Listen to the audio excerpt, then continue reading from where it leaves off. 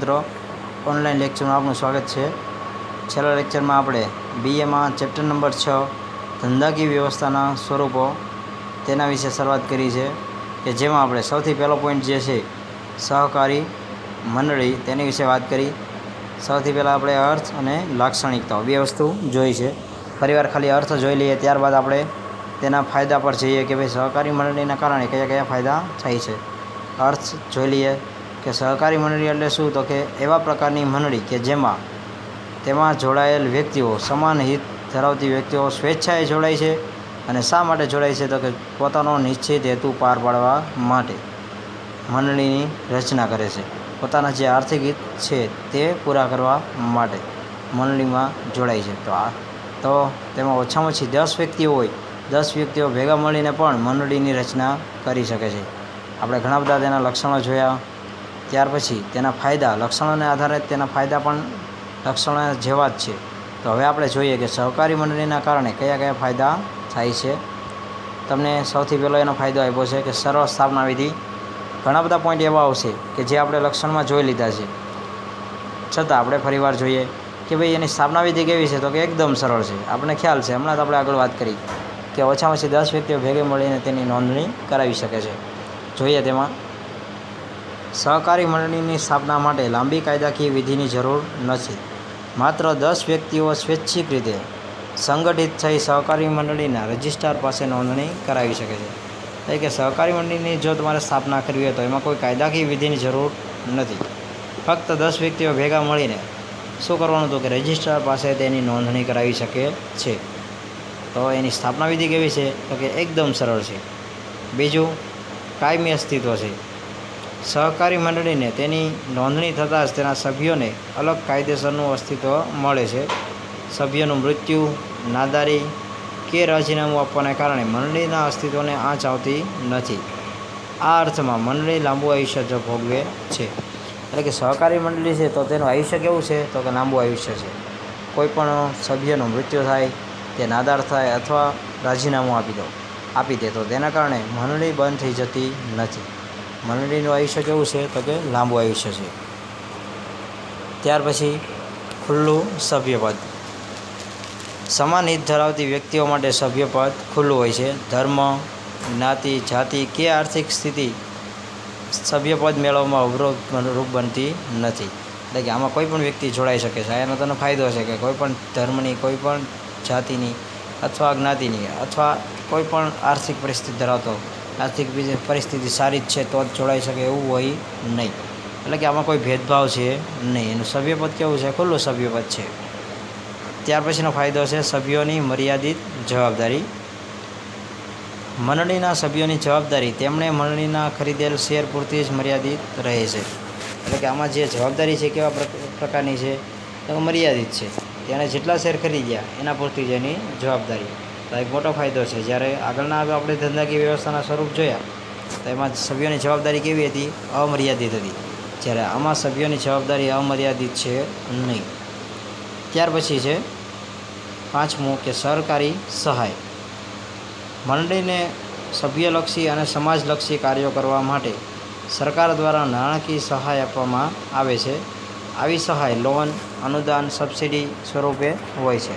એટલે કે આવી ઘણી બધી જે મંડળી ચાલતી હોય છે તેને સરકાર દ્વારા સહાય પણ આપવામાં આવે છે, કારણ કે સામાજિક કાર્યો કરવાને કારણે તેનો મેન હેતુ શું હોય છે, સેવાનો હોય છે, નફો કમાવાનો હોતો નથી। તો આવા હેતુના કારણે સરકાર તેને ઘણીવાર સબસિડી આપે અથવા સહાય લોન આપે, આવા અલગ અલગ સ્વરૂપે તેને મદદરૂપ થતી હોય છે। ત્યાર પછીનો તેનો ફાયદો છે લોકશાહી વહીવટ। આપણે હમણાં જ લક્ષણમાં જોયું કે એનો વહીવટ કઈ રીતે ચાલે છે, તો કે લોકશાહી રીતે। મંડળીના સભ્યને વ્યક્તિ દીઠ એક જ મત આપવાનો હોય છે। નિર્ણયો બહુમતીથી લેવાય છે। એટલે કે આમાં જેટલા સભ્યો છે તો તેમાં જેટલા વ્યક્તિ છે તે વ્યક્તિ દીઠ મત આપવાનો રહેશે। જેટલા શેર ખરીદ્યા છે શેર પ્રમાણે મત આપવાનો હોતો નથી। અને જે નિર્ણય લેવાય છે કઈ રીતે લેવાય છે, તો કે બહુમતીથી નિર્ણય લેવાતા હોય છે। દરેક સભ્યને ચૂંટણીમાં ઊભા રહેવાનો, મત આપવાનો, ચર્ચામાં ભાગ લેવાનો અને પોતાના પ્રતિનિધિ ચૂંટવાનો અધિકાર છે। સભ્યો દ્વારા ચૂંટાયેલ કારોબારી સમિતિ લોકશાહી ઢબે મંડળીનો વહીવટ ચલાવે છે. એટલે કે કોઈ પણ સભ્યને એમાં મત આપવાનો, ચૂંટણીમાં ઊભા રહેવાનો અને તેમાં ભાગ આપવાનો, ચર્ચા જે થતી હોય તેમાં ભાગ લેવાનો તમામને શું છે તો કે અધિકાર છે. અને તેના પ્રતિનિધિ ચૂંટવાનો પણ તેને અધિકાર છે. અને તેના દ્વારા જે વ્યક્તિઓ ચૂંટાય છે તે શું કરે, મંડળીનો વહીવટ ચલાવતા હોય છે. એટલે કે જે મંડળી ચલાવતા હોય છે. ત્યાર પછી ઓછો વહીવટી ખર્ચ. સહકારી મંડળી કરકસરના સિદ્ધાંતોને ભરેલી છે. સંચાલનમાં સભ્યોને માનદ સેવા મળે છે. વહીવટ પણ કરકસરથી ચાલે છે અને જાહેરાત ખર્ચ કરવો પડતો નથી. એટલે કે આ પ્રકારનું જે સ્વરૂપ છે ધંધાકીય સ્વરૂપ, તે કેવું છે તો કે આમાં જે વહીવટ થાય છે એ કેવું છે તો કે ખૂબ જ કરકસર ભરેલું. અને જે સંચાલન કરે છે તે સભ્યોને પણ કેવી સેવા મળે, માનદ સેવા. એટલે કે તેને કોઈ સહાય આપવાની છે નહીં, એટલે કે નાણાકીય વળતર આપવાનું નથી. અને જે વહીવટ ચાલે છે એ પૂરેપૂરો કરકસરથી ચાલતો હોય છે. કોઈ જાહેરાત ખર્ચ પણ કરવાનો હોતો નથી. તો વહીવટ કેવો છે તો કે ખૂબ ઓછો ખર્ચાળ છે. તો આ પણ તેનો ફાયદો છે. ત્યાર પછી છે 8મું, નિશ્ચિત ગ્રાહક વર્ગ. કે મોટા ભાગે સભ્યો જ ગ્રાહક હોય છે. સભ્યો નિશ્ચિત હોય છે અને તેમને વસ્તુઓનું વેચાણ થાય છે. એટલે કે આ પ્રકારની જે મંડળી છે તે જે વેચાણ કરે છે તો મોટા ભાગેના ગ્રાહકો કોણ હોય છે તો કે જેટલા સભ્યો છે તે જ, બીજા કોઈ ગ્રાહકો હોતા નથી. ત્યારબાદ વેપારી સંસ્થાઓ સાથે સબળ હરીફ. વેપારી સંસ્થાઓ કેટલીક વાર વધુ નફો મેળવવાની લાલચમાં ભેળસેળ, છેતરપિંડી, કાળાબજાર વગેરેને પોષે છે. સહકારી મંડળી સભ્યોના આર્થિક ઉત્કર્ષ, સામાજિક અને આર્થિક ન્યાયની ખાતરી આપતી હોવા છતાં ઉપરાંત વેપારી સંસ્થાઓ દ્વારા આચરવામાં આવતી ગેરરીતિઓથી મુક્ત હોવાથી વેપારી સંસ્થાઓ સાથે સબળ હરીફ તરીકે ઊભી રહી શકે છે. એટલે કે મોટા ભાગે વેપારી સંસ્થા શું કરે તો કે વધારેમાં વધારે નફો લેવા માટે ભેળસેળ કરે, છેતરપિંડી કરે અથવા કાળો બજાર કરે. જ્યારે મંડળીનો મેન હેતુ કયો છે તો કે સેવાનો છે, નફો કમાવાનો હેતુ છે નહીં. તો તેના કારણે વેપારીને જો કોઈ ટક્કર આપે, હરીફ હોય, તો એ કોણ છે તો કે મંડળી એનો હરીફ તરીકે રહી શકે છે. ત્યાર પછી 10મો એનો ફાયદો છે કે સમાજ માટે કલ્યાણકારી પ્રવૃત્તિઓ. સહકારી મંડળીઓ તેમના નફા અને અનામત ભંડોળમાંથી સમાજ માટે કલ્યાણકારી પ્રવૃત્તિઓ હાથ ધરે છે. ઓછા મૂલ્યે અથવા વિનામૂલ્યે તબીબી નિદાન કેમ્પ યોજે, દવાખાના, શાળા, બાગ બગીચાની સેવા ઊભી કરે છે અને જાળવણીની વ્યવસ્થા કરે છે. એટલે કે આ પ્રકારની મંડળી હોય સમાજ માટે ઘણી બધી કાર્ય કરતી હોય છે. જેમ કે ઉદાહરણ તરીકે આપ્યું છે તમને કે ઓછા ભાવે અથવા વિનામૂલ્યે નિદાન કેમ્પ યોજે છે. બીજું તમને આપ્યું છે કે દવાખાના, શાળા, બાગ બગીચાની સેવા ઊભી કરે. તો આવા સામાજિક કાર્યો પણ આ પ્રકારની જે મંડળી હોય એ કરતી હોય. તો સમાજ માટે એ કેવું છે તો કે કલ્યાણકારી છે અથવા સમાજને ફાયદો થાય એવા કાર્યો તે કરતી હોય છે. અને ત્યાર પછી છે 11મું કે લોકશાહીની તાલીમ શાળા છે. આગળ આપણે લક્ષ્યમાં જોયું હતું કે મોટાભાગે આમાં જે વહીવટ થાય કઈ રીતે થાય છે, લોકશાહી ઢબે થાય છે. તો લોકશાહીની તાલીમ શાળા પણ તેને કીધી છે.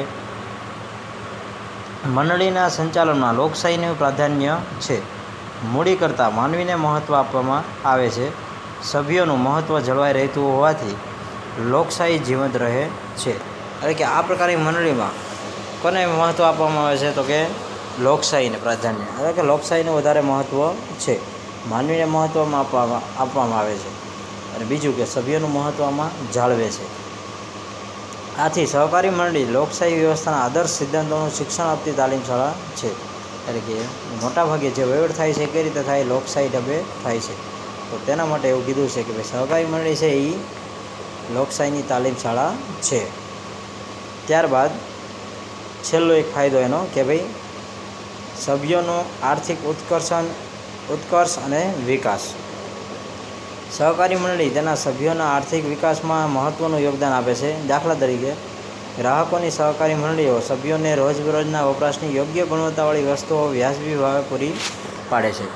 એટલે કે આમાં જે જોડાયેલા સભ્યો છે તેનો આર્થિક વિકાસ થાય તેવા તે મંડળી શું કરે છે, પ્રયત્ન કરે છે. ઉદાહરણ આપ્યું કે ગ્રાહકો માટેની જો મંડળી હશે તો એ શું કરશે તો કે તેના જે સભ્યો છે તેને રોજબરોજની જે વપરાશની વસ્તુઓ છે તે સારી ગુણવત્તાવાળી વ્યાજબી કિંમતે પૂરી પાડે છે. મધ્યસ્થીઓ દ્વારા ગ્રાહકોનું થતું આર્થિક શોષણ અટકાવે છે. એટલે કે બીજું જે મધ્યસ્થીઓ દ્વારા ગ્રાહકોનું શોષણ થાય છે તે પણ અટકાવે છે.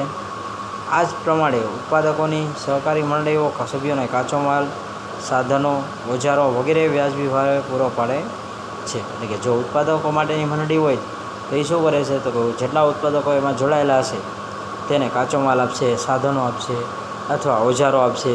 તો આવા વ્યાજબી ભાવ કિંમતે આ વસ્તુ પૂરી પાડશે. નાના ઉત્પાદકો સરળતાથી ઉત્પાદન કરી આર્થિક ઉન્નતિ કરે છે. ખાંડ, દૂધ, ચર્મ, કપાસ જેવા ક્ષેત્રે સહકારી મંડળીઓ ખૂબ જ વિકાસ સાધ્યો છે.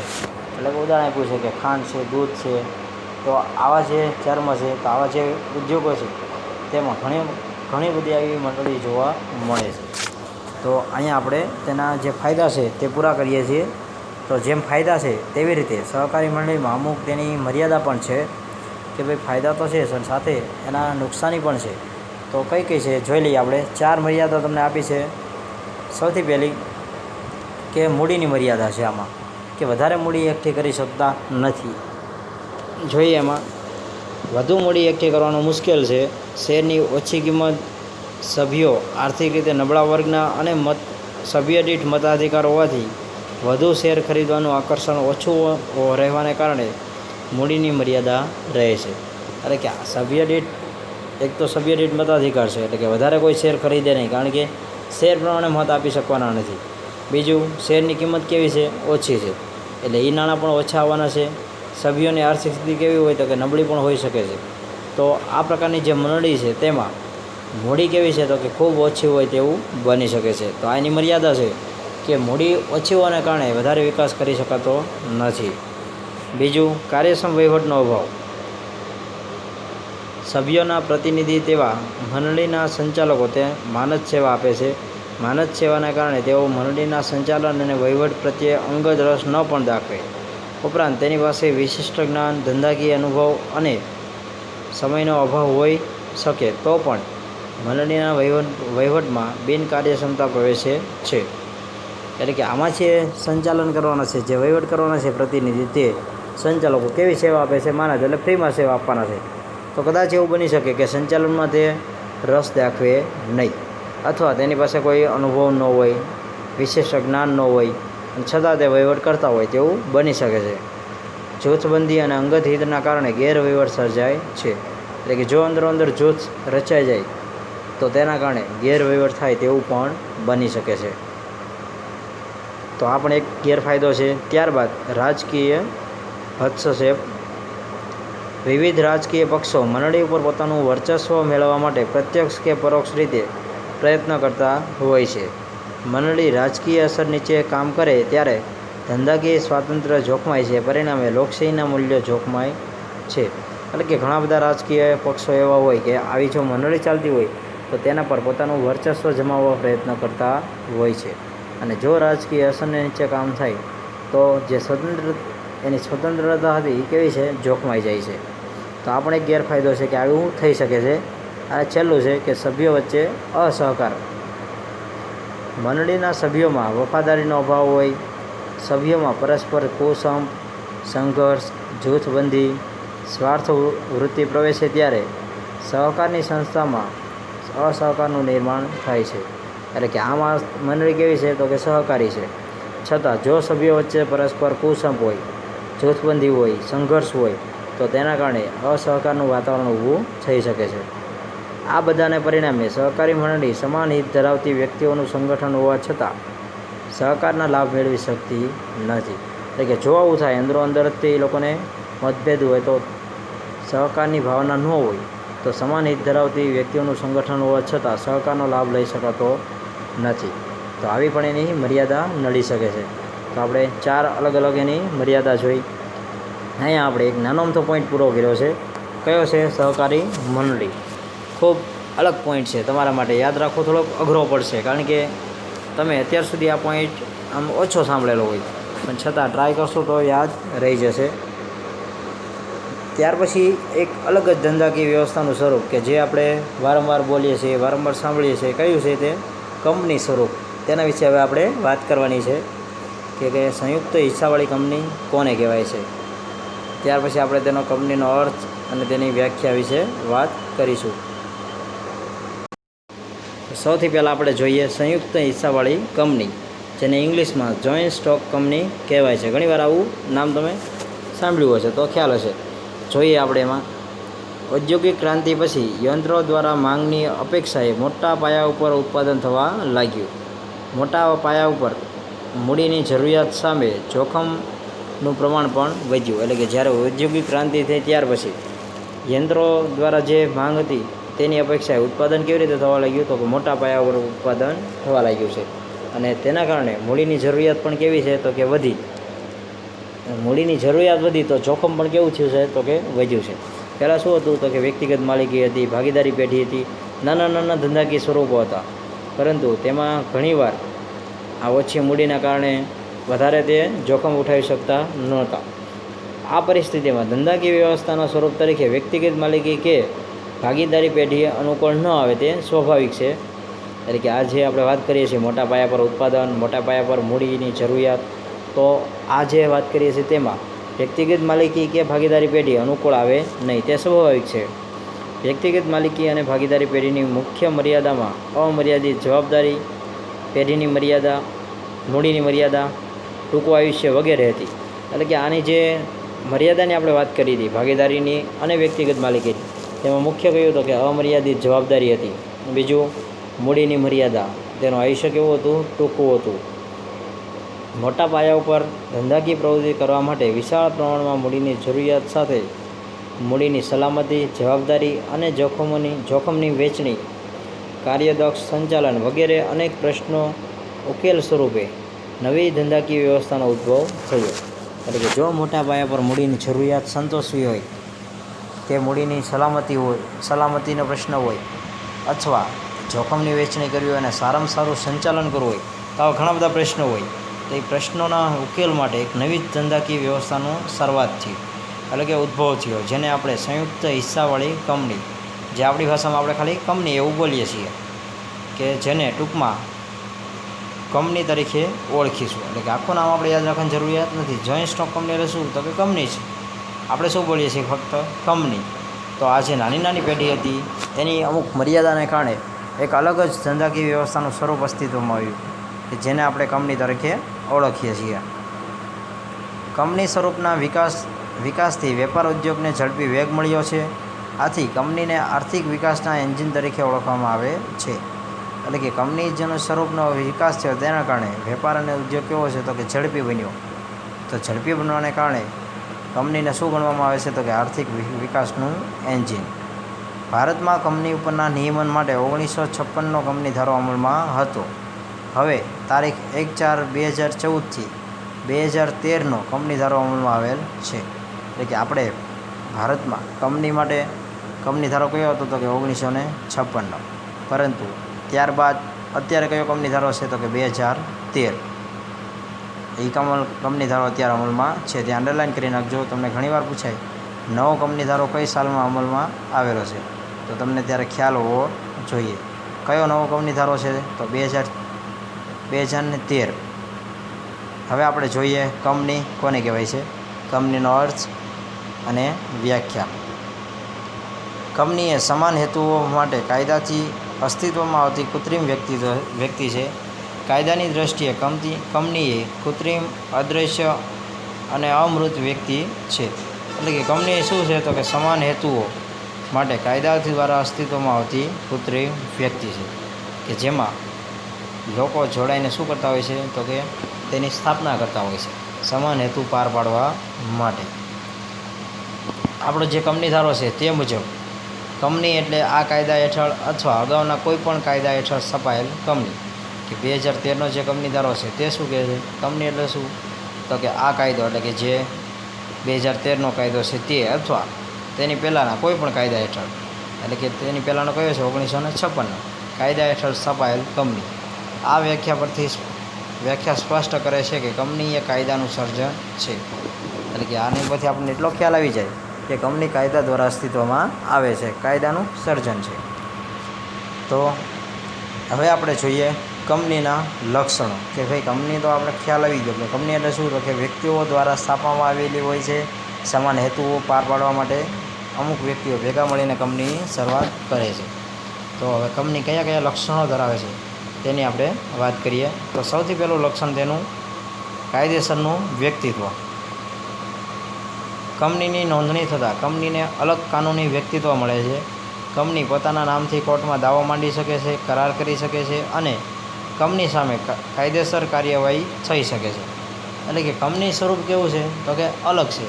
તેને કાયદા દ્વારા અલગ એક કાનૂની વ્યક્તિત્વ મળે છે. કોઈ પણ વ્યક્તિ કંપની ઉપર કેસ કરી શકે, કંપની કોઈ વ્યક્તિ ઉપર કેસ કરી શકે. એટલે તમને કીધું છે કોર્ટમાં દાવો કરી શકે છે, એટલે દાવો માંડી પણ શકે છે, કરાર પણ કરી શકે છે અને કંપની સામે કાયદેસરની કાર્યવાહી થઈ શકે છે. એટલે કે તમે સંચાલકો ઉપર નહીં કરો, ડાયરેક્ટ કોની પર કરશો? કંપની. કારણ કે એક નામ એક અલગ પ્રકારનું વ્યક્તિત્વ મળે છે કંપનીને. ક્યારે? તો કે તેની નોંધણી થઈ ગયા બાદ.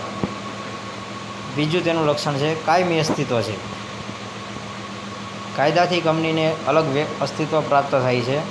કંપની તેના સભ્યોથી અલગ અસ્તિત્વ ધરાવતી હોવાથી સભ્યોના મૃત્યુ, નાદારી જેવા પ્રસંગોથી કંપનીના અસ્તિત્વને અસર થતી નથી.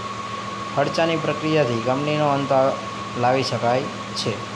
એટલે કે આમાં જે અસ્તિત્વ છે કંપનીનું એ કેવું છે? કાયમી સ્વરૂપનું છે. કંપનીનો કોઈ પણ સભ્ય મૃત્યુ પામે, નાદાર થાય અથવા બીજી કોઈ ઘટના બને તો તેના કારણે કંપનીને કોઈ અસર થવાની છે નહીં. ફક્ત કંપનીનો જ્યારે તમારે અંત લાવવો હોય તો શું કરવું પડે? ખર્ચાની પ્રક્રિયા કરવી પડે. એટલે કે તેનું વિસર્જન બંધ કરી દેવી પડે તો જ કંપની બંધ થાય છે. એટલે કે અસ્તિત્વ કેવું છે? કાયમી છે. બીજું તમને આપ્યું છે મૂડીનું નાના હિસ્સામાં વિભાજન. કંપનીની મૂડીને નાના હિસ્સામાં વહેંચવામાં આવે છે. આ દરેક હિસ્સાને શેર કહેવામાં આવે છે. અંડરલાઇન કરી રાખજો કે કંપનીની સ્થાપના કઈ રીતે થાય તો કે શેર બહાર પાડીને, કે શેર બહાર પાડે અને મોટાભાગના લોકો ખરીદે તો કંપનીની જે કુલ મૂડી હોય તેને નાના ભાગમાં વિભાજિત કરવામાં આવે. દરેક હિસ્સાને શું કહેવાય છે? શેર કહેવામાં આવે છે. શેર બહાર પાડી કંપની વિશાળ પાયા ઉપર મૂડી ભંડોળ એકઠું કરી શકે છે. શેર ખરીદનાર કંપનીનો શેર હોલ્ડર ગણાય છે. એટલે કે કંપની મોટા પાયા પર જો મૂડી એકઠી કરવી હોય તો શું કરે તો કે શેર બહાર પાડે અને તેના આધારે તે જે વ્યક્તિ શેર ખરીદ છે તે શું ગણાય છે? શેર હોલ્ડર ગણાય છે. તો મૂડીનું નાના હિસ્સામાં શું કરી નાખે છે? વિભાજન કરી નાખે છે. ત્યાર પછીનું તેનું લક્ષણ છે શેરની સરળ ફેરબદલી.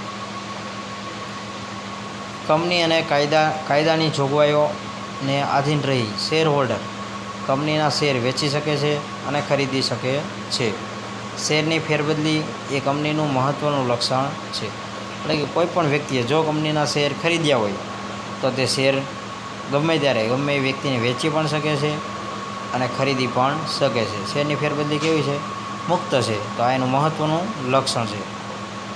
ત્યાર પછી છે સામાન્ય મોહર, એટલે કે કોમન સીલ. ઇંગ્લિશમાં એને કોમન સીલ કહેવાય છે. કરારો, શેર પ્રમાણપત્રો, શેર દસ્તાવેજો અને રોજબરોજના વ્યવહારોમાં કંપનીની સંમતિ દર્શાવવા સામાન્ય મોહર લગાવવામાં આવે છે. એટલે કે કંપની જો કોઈ સાથે કરાર કરે, શેર પ્રમાણપત્ર આપે અથવા કોઈ પણ દસ્તાવેજ આપે તો એમાં શું લગાવશે? તેની મોહર હશે, સિમ્બોલ હશે, તે લગાવશે. તો એનો મતલબ શું કે એ કંપની એમાં સંમતિ દર્શાવે છે. ત્યાર પછીનું લક્ષણ છે સંચાલન.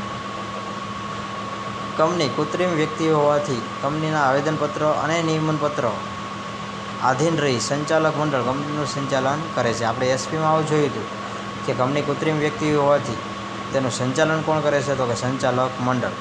કે સંચાલક મંડળ જે સંચાલકો ભેગા મળીને કંપનીનું સંચાલન કરતા હોય છે.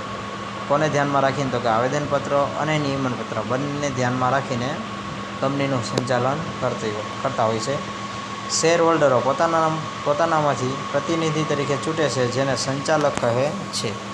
એટલે કે શેર હોલ્ડર કંપનીનું સંચાલન કરવા માટે શું કરે તો કે તેમાંથી કોઈ અમુક વ્યક્તિઓની નિમણૂક કરે જેને આપણે સંચાલક તરીકે ઓળખીએ છીએ. સંચાલકો સામૂહિક રીતે સંચાલક મંડળ તરીકે ઓળખાય છે જે કંપનીનું સંચાલન સંભાળે છે. આમ કંપનીમાં માલિક અને સંચાલન બંને અલગ છે.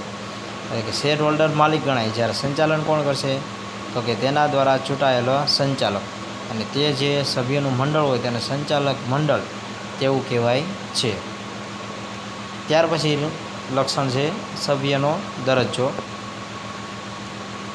કંપનીમાં સંચાલન અને માલિકી અલગ હોવા ઉપરાંત કંપનીને અલગ કાનૂની કૃત્રિમ વ્યક્તિત્વ મળતું હોવાથી કોઈ સભ્ય કંપની વતી કરાર કરી શકે નહીં કે સભ્યના કોઈ કૃત્યથી કંપની બંધનકર્તા બની શકે નહીં, પરંતુ સભ્ય કંપની સાથે કરાર કરી શકે છે. એટલે કે આમાં જે માલિકી અને સંચાલન બંને કેવું છે, અલગ છે.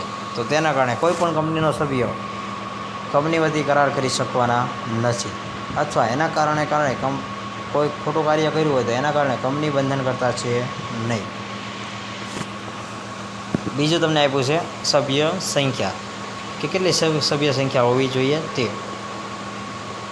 ખાનગી કંપનીમાં ઓછામાં ઓછા 2 અને વધુમાં વધુ 200 સભ્યો હોય છે, જ્યારે જાહેર કંપનીમાં ઓછામાં ઓછા 7 સભ્યો, પરંતુ વધુમાં વધુ સભ્ય સંખ્યા પર કોઈ નિયંત્રણ નથી. એટલે કે જો ખાનગી કંપની હોય તો ઓછામાં ઓછા 2 સભ્યો હોવા જોઈએ, વધારેમાં વધારે કેટલા 200.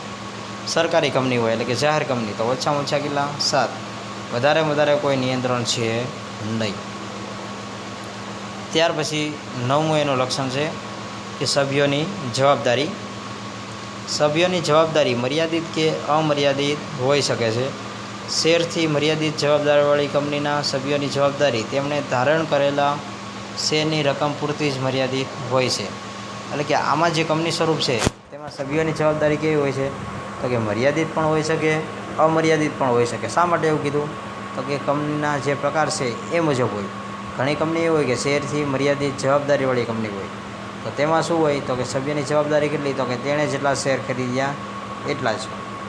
વાસ્તવમાં અમર્યાદિત જવાબદારીવાળી કંપનીઓ ઘણી જ ઓછી જોવા મળે છે. એટલે હકીકતમાં અમર્યાદિત જવાબદારીવાળી કંપની હકીકતમાં કેટલી જોવા મળે છે, ખૂબ ઓછી જોવા મળે છે.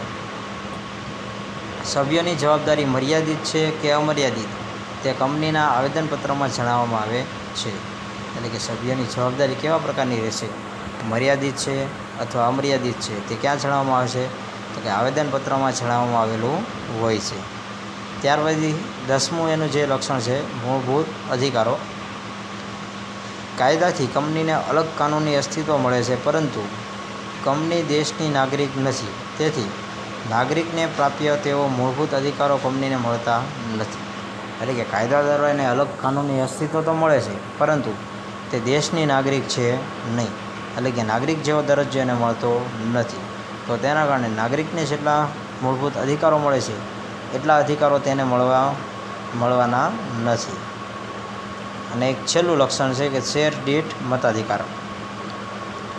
કંપનીના સભ્યો તેમની પાસે જેટલી સંખ્યામાં શેર ધરાવતા હોય તેટલા જ મત આપી શકે છે. શેરની સરળ ફેરબદલી અને શેર દીઠ મત એ કંપનીની આગવી લાક્ષણિકતા છે. એટલે કે કંપનીના સભ્યો જેટલા શેર ખરીદેલા હશે એટલા પ્રમાણમાં તે પોતે જ્યારે કંપની ચૂંટણી સભા ભરાય અને એમાં જો કોઈ મત આપવાનું હોય તો એટલા મત આપી શકે છે. એટલે કે શેરની બીજું કે એની ફેરબદલી કેવી છે, એકદમ સરળ છે. તો આ બંને પોઈન્ટ છે, સરળ ફેરબદલી અને મત આપવાનો અધિકાર, બંને કંપની માટે કેવી છે, તો ખૂબ અગત્યની લાક્ષણિકતા છે. આપણે કેટલી લાક્ષણિકતા જોઈ, 11 નાના પોઈન્ટ છે પણ અગત્યના પોઈન્ટ છે. તો સૌથી પહેલું લક્ષણ કયું હતું, કાયદેસરનું વ્યક્તિત્વ, કે એને કાયદેસરનું અલગ વ્યક્તિત્વ મળે છે.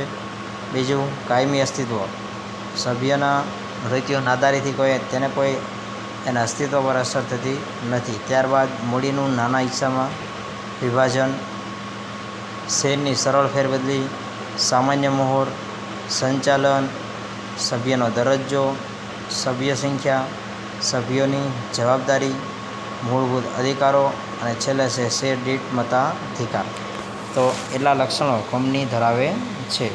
તો હવે આપણે આગળના લેક્ચરમાં ફાયદા વિશે વાત કરીશું કે કંપની સ્વરૂપના કારણે કેવા કેવા ફાયદા થાય છે અને તેના કારણે ઘણી બધી મર્યાદા પણ છે. તો કઈ મર્યાદા થાય છે તો એ પણ આપણે જોઈશું. તે હવે આપણે આગળના લેક્ચરમાં વાત કરીશું.